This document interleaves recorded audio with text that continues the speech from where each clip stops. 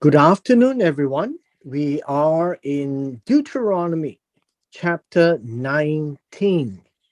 Now, Deuteronomy chapter 19 has to do with the cities of refuge. So I ask that you would also read Numbers, and that would be in chapter 35. There would be a lot of to say about the cities of refuge. They are cities that is on the western side of the Jordan, and this is now describing the western side of the Jordan. Six of them, three would be on the eastern side of the Jordan, in total nine. And so, chapter 19 is a revision of the western side of the cities of refuge. So, let's begin in verse 1. It says, when the Lord your God, and that would clearly be Jehovah, your Elohim, and it says you have cut off. Cut off literally means cut away. Now we have talked about cutting a covenant. That would be karat berit. And this whole idea is literally the same. And God will take the nations. If you take the nations and say that this one piece of wood, and then you are going to cut off. Once you cut off the piece of wood, would have pieces that is out. Now, this is what it means by to cut off. Cut off from the main stick. That would be the concept of cutting off.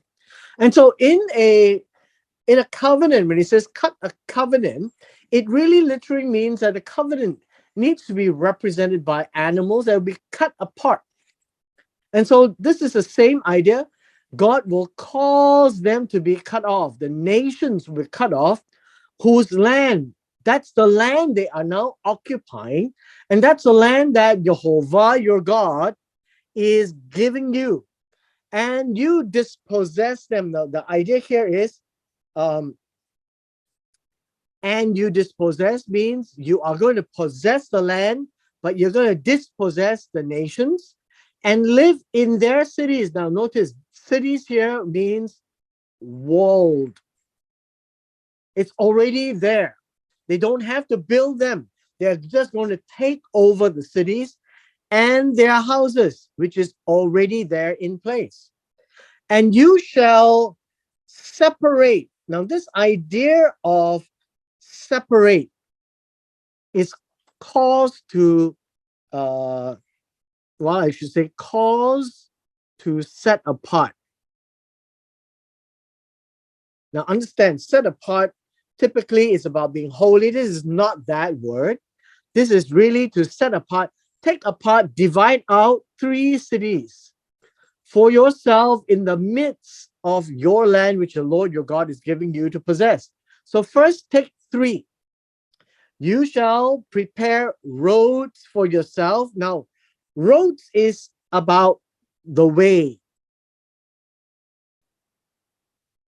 and the way to go to different places, especially to these three cities, and divide into three parts the territory of your land, which the Lord your God is giving you to inherit, that any manslayer may flee there.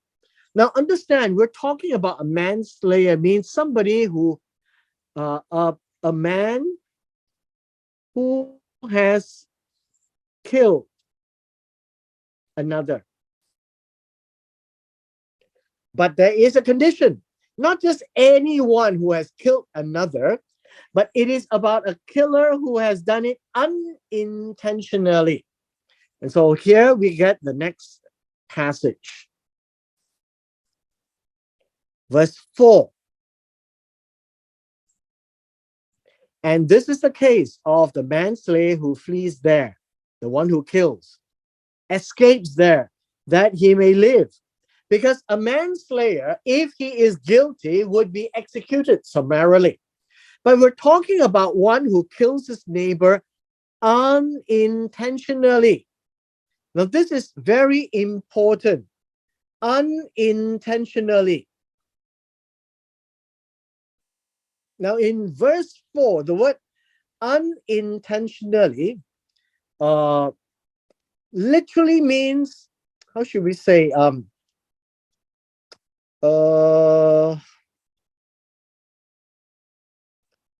to kill him without, no, not conscious about it, unconsciously.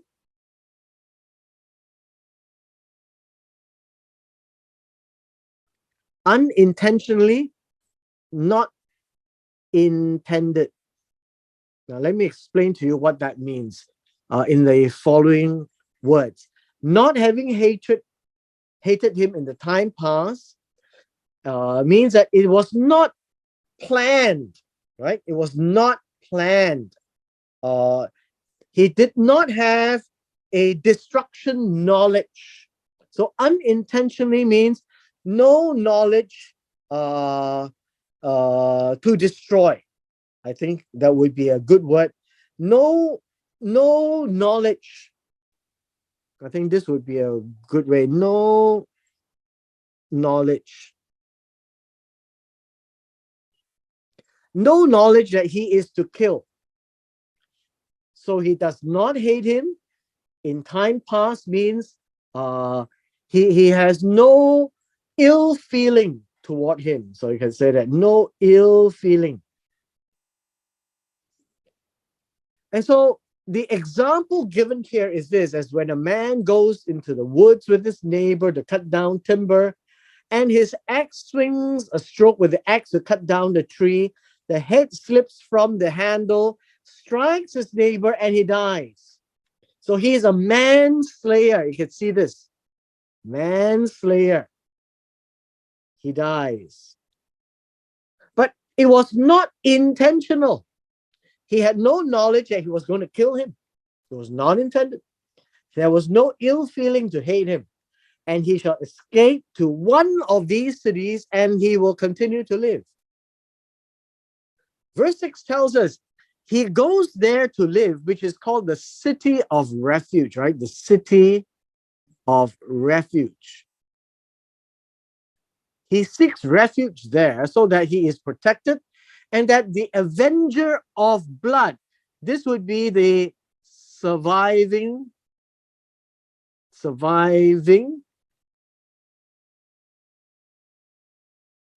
family, goes to avenge the person who died, that it would not allow this person, while his anger is hot, pursuing the manslayer, overtake him because the way is long and kill him, though he was not deserving death. Now, this is an important aspect. He does not deserve death. Now, this is justice. This is justice. Let me explain after this. Since he had not hated the victim in times past, not hated, not deserving of death. What does that mean? You see, when he accidentally kills another person with no intention, he did not harbor a knowledge to kill because he hated the man, but he had killed one. So it was beyond a shadow of a doubt. There's no doubt that a person actually died, but it was not intentional. And so the surviving family member seeks vengeance, but God says he is not deserving death. So he gives him a chance to escape so that in the city of refuge, he doesn't have to die. Now, in Numbers chapter 35, he gets to stay there until the high priest dies. This means that God is very fair. He did not intentionally kill another person, so he does not deserve death. But he deserves some punishment because somebody died. The sanctity of life needs to be honored. Somebody died, a life was taken. And so God allows this person who accidentally killed another to escape to one of these cities of refuge, that he can stay there, but he cannot go home until the high priest dies. Nobody can go in there to kill him. He is safe from execution, but he is not a free man. He is limited to that city, that if he leaves the city environment, he can be killed. And so with this, God is saying he doesn't need to die. Doesn't mean that he is not incarcerated. He is incarcerated in the cities.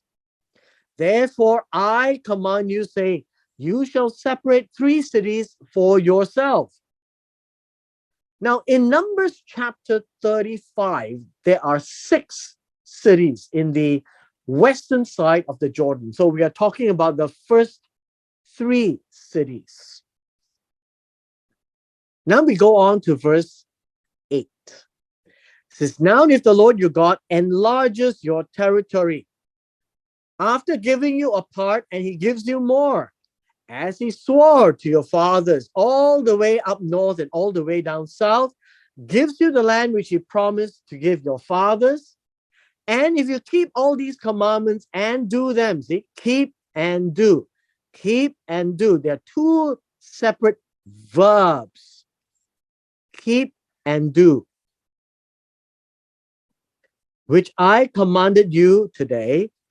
What is the commandment? To love the Lord your God and to walk in his ways always. Then you are to add 3 more cities to yourself besides these 3. All right. So what do we have? We have the first 3, we have the second 3, therefore we have 6. This is how you get the 6. And the reason for this to happen is that the innocent blood be shed in the midst of your land, that the Lord your God is giving you as inheritance, and thus guilt of bloodshed be upon you. Now, the less means so that it shouldn't have innocent blood shed. What do you mean innocent blood shed? The manslayer should not be killed. Right? It should not be killed. He does not deserve death. Right here. Not deserve death, shouldn't be killed. So he is the innocent. His blood shall not be shed. So understand, to shed blood means to kill. This is a Hebrew idiom. Blood.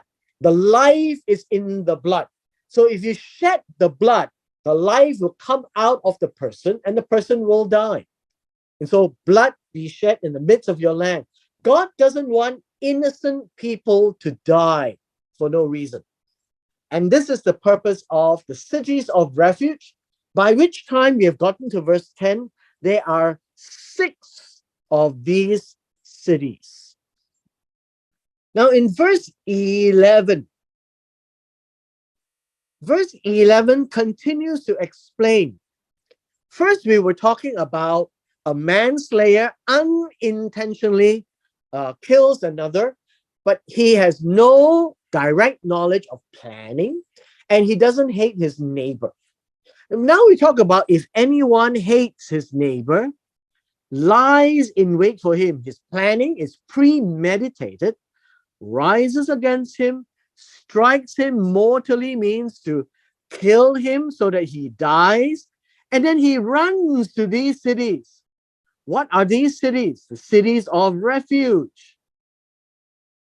So if he escapes to one of these cities, what's going to happen? Because in the original one, the manslayer is not going to die. Look at what God is saying. The elders of his city shall send and bring him from there and deliver him over to the hand of the avenger of blood, the family members who wants blood, that he may die. He cannot be protected in the city of refuge if he intentionally killed someone. Your eye shall not pity him. Now, this is important. Your eye shall not pity him, but you shall put away the guilt of the innocent blood from Israel, that so that it may go well with you. Now, understand this. Your eye shall not pity him. Who is him? Him is this guy. He hates his neighbor, lies in wait, rises against him, strikes him mortally, and he dies. This person is this.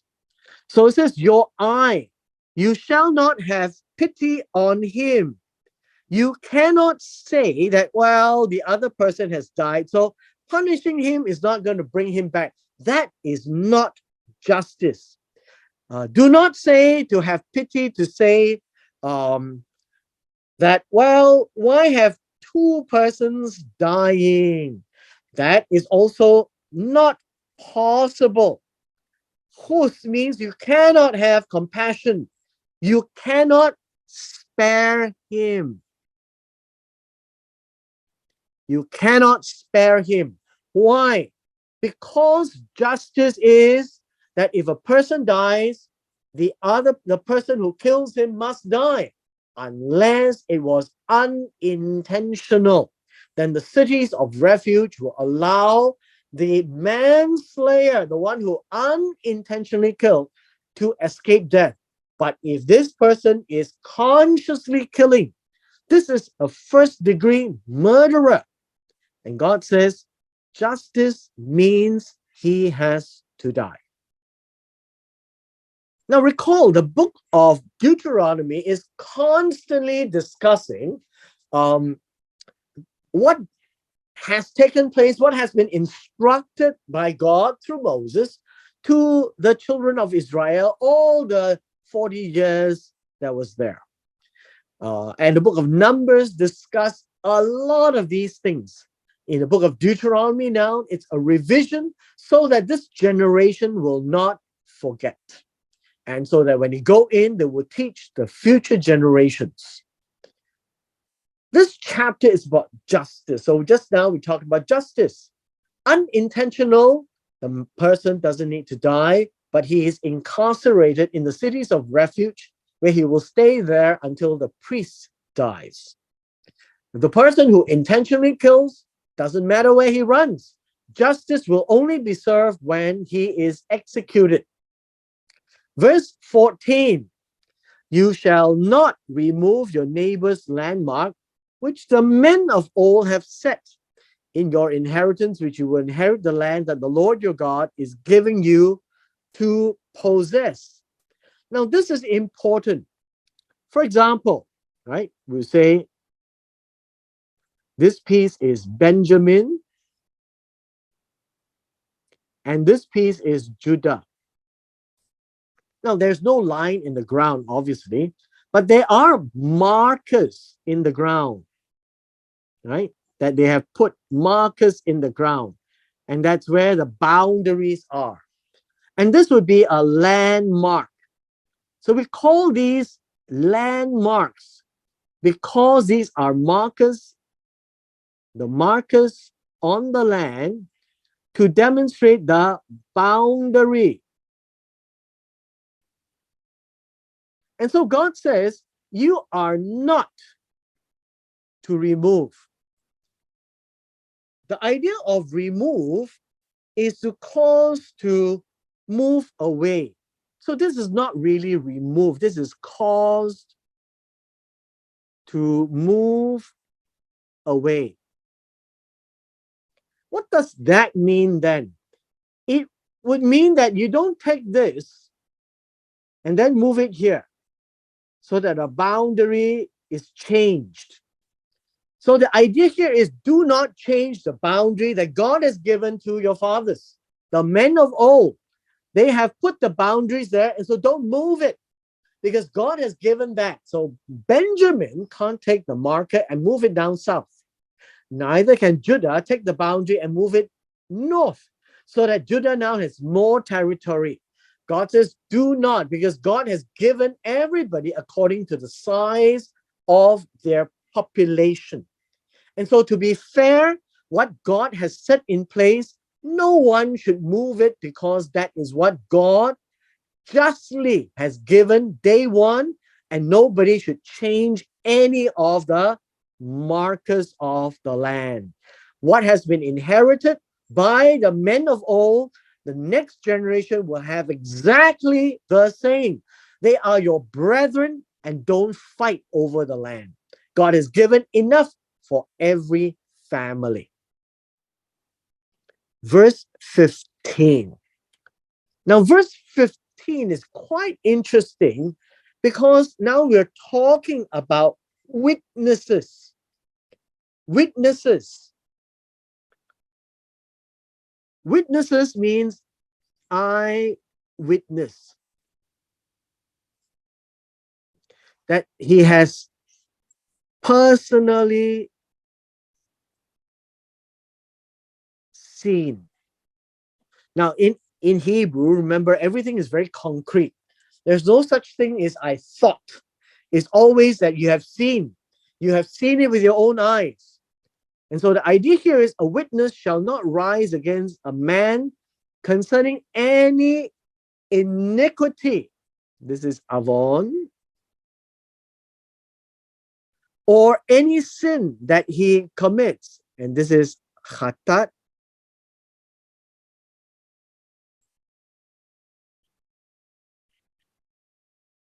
By the mouth of 2 or 3 witnesses, the matter shall be established. Now, the idea of establish means to make stand. Make stand. The matter is davar, the words, the issue, and here the matter. So what does that mean? It means that when someone comes to the judge, it's always about the judge, right? And so if there is somebody charged, verse 15 says there is one eyewitness, and God says, no, the matter does not stand when it is his word against her word. So you can't have one person against another because it will be a he say, she say. So what is needed to happen is that you need to have a second witness or even a third witness. And we're talking about eyewitness. If he has an iniquity or a sin that you're charging him for, the judge must establish it, must only let the matter stand if you have 2 or 3. This is to make sure that it is not one person who saw it, but there is no collaboration. One person is not evidence. He could have seen wrongly. He could have harbored different intent. And so what this means is the person who is charged, like this person here, cannot be charged unfairly. The idea of having 2 or 3 witnesses is to prove, right? Is to prove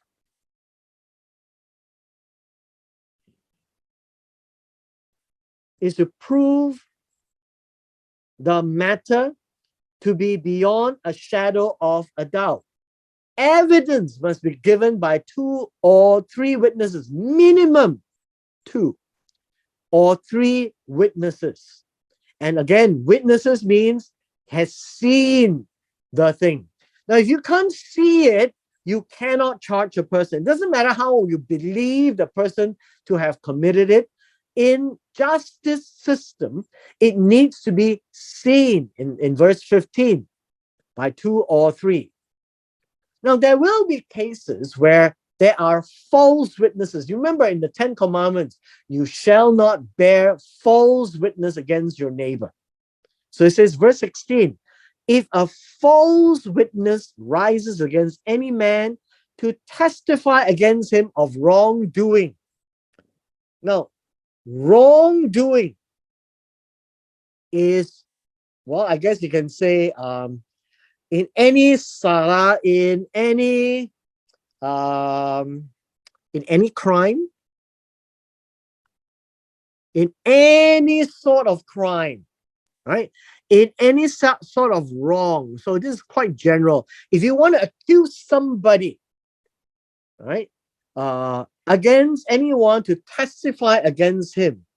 Now, this word here, uh,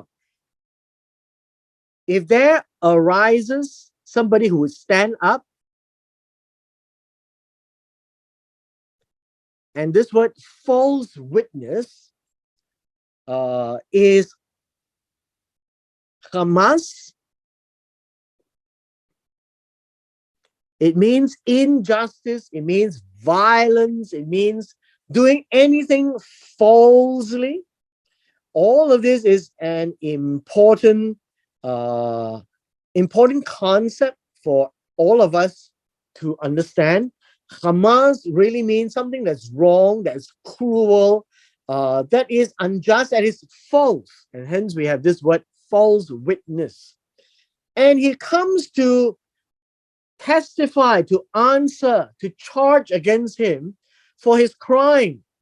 Then both men in the controversy shall stand before the Lord, before the priests and the judges who served in those days. And so now we have these positions. We have the priests, right? We have the priests. We also have God.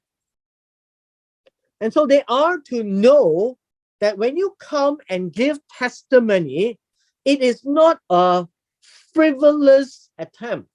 You need to know that God is in the presence. And even till today, everybody swears to say the truth and the whole truth and nothing but the truth. So help you God. No, the American way of justice system in the court.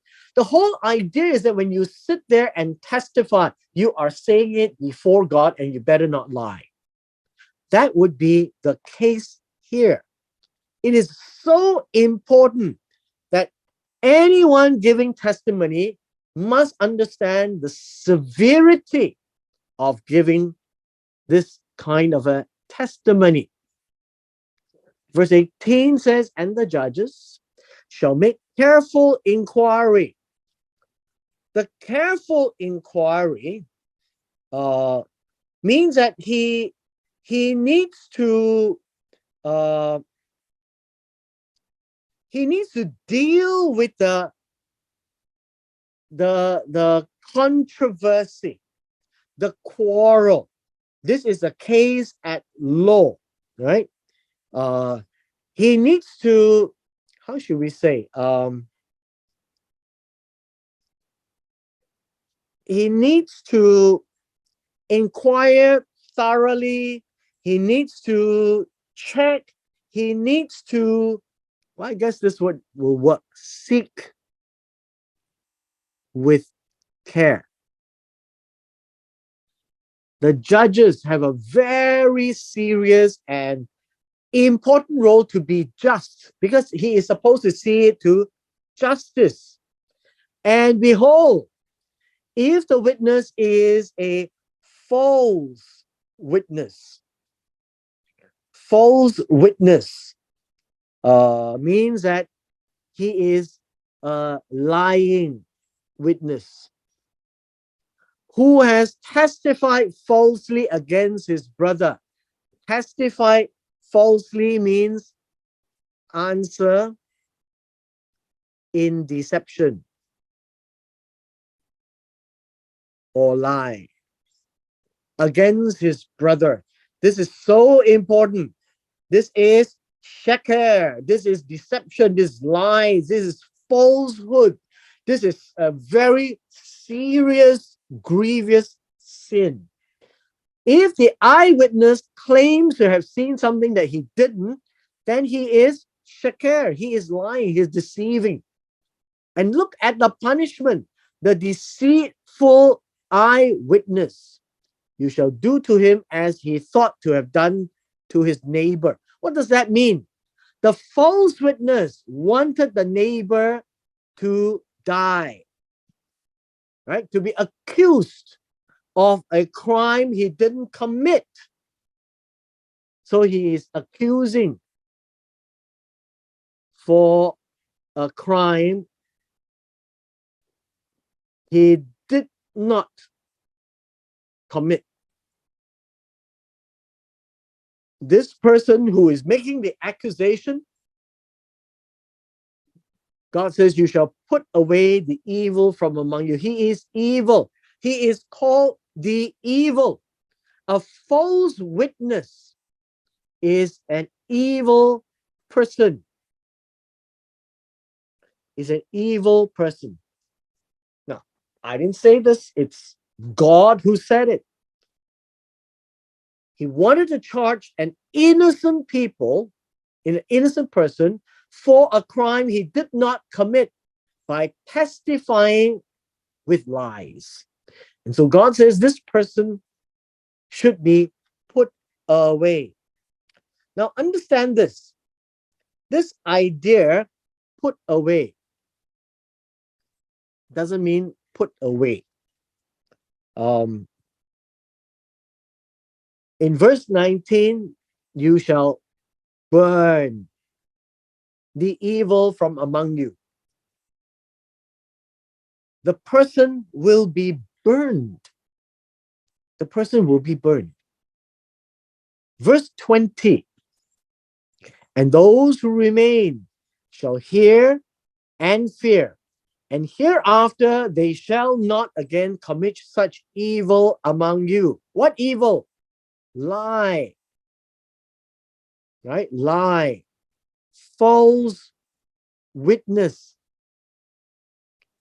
So when God says, thou you shall not bear false witness, although the Ten Commandments didn't stipulate the punishment, we see in Deuteronomy chapter 19, it says, if you bear a false witness and the judge finds out, the false witness must be burned away. Burned. Not just put away the evil or let him go away or tell him to go home. He shall be taught a lesson so that everyone who is there, who is seeing this, will never do the same. See, God is very severe because God doesn't want people to play with justice. In God's eyes, justice is so crucial that it cannot be misused and misrepresented. Why? Because God is just. God is just.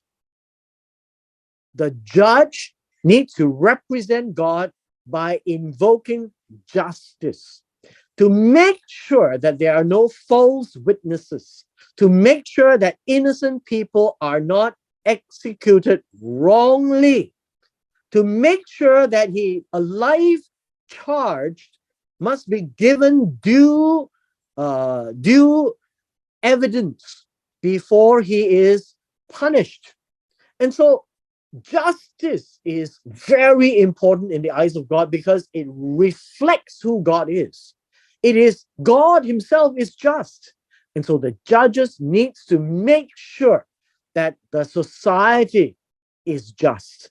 The people behave right and do not abuse justice, do not force somebody who is innocent to die, to be punished, and God will take action against such people.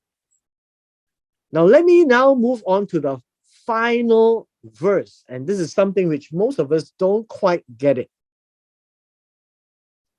Verse 21.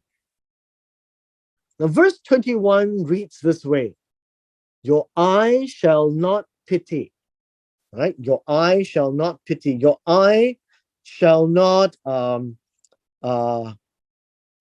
spare or shall not have compassion. Not spare, not have compassion. Now, what does that mean? It means that when somebody is deserving judgment, the judgment needs to be imposed. You can't say, oh, just let it be. Because if you let it be, that will not be just. So God says, your eye shall not pity. Your eye shall not hold back. I think that would be good. And the principle is this: life, I guess you could say, life in a life. This word would be in, right? In a life. And then you can say eye in an eye, tooth in a tooth, hand in a hand, foot in a foot. It says eye in an eye, tooth in a tooth, hand in a hand, foot in a foot. What does that mean? We have used this phrase quite often by, I guess, misusing it. And when God says this is the justice system right here, it says a life for a life. If a person has killed another person, then the person who killed another person must pay by his life. He can only pay by his life. Life in a life. He cannot go and kill other people. You cannot go and take vengeance on his family. One life for one life. And it's the life of the person who took the life. You cannot take the lives of his family. God's justice system is very fair. One life for one life, and the life who took another's life, that life must be paid for. Then you have all these statements, right? These statements is an eye for an eye, a tooth for a tooth, hand in a hand, foot for a foot. It is so important then to realize that if you hurt somebody's eye, you cannot take out both eyes. One eye for one eye, not one eye for two eyes. You cannot take away something else. You cannot kill him. See, an eye is for an eye. You cannot take a life, because only if he takes a life shall his life be taken. And so all these statements, life for a life, eye for an eye, tooth for a tooth, hand for a hand, foot for a foot, literally means God's justice system means that the punishment cannot be greater than the crime. So let me put this down. The punishment cannot be greater than the crime. You see, if he has hurt your hand, right? We talk about hand. If he has hurt your hand, you cannot go and chop off both his hands. You cannot go and chop off his children's hands. You cannot kill his family. That will be injustice, and God will ask this person to pay. Justice system means the punishment must befit the crime. All right? The punishment must befit the crime. If the crime is a trivial crime, you have to give a trivial punishment. So, if it is serious, a life for a life. All right? If it is less serious, an eye for an eye. You cannot take a life when somebody has hurt your eye. That's all. The punishment must befit the crime. God is a just God. God will not simply take away greater than what there is. And so we can rest assured that God is just, and we expect the judges of the land and the priests themselves to conduct themselves justly according to the Torah of God, so that the people will always receive just treatment and justice is served. Now, with this, we come to the end of our session today.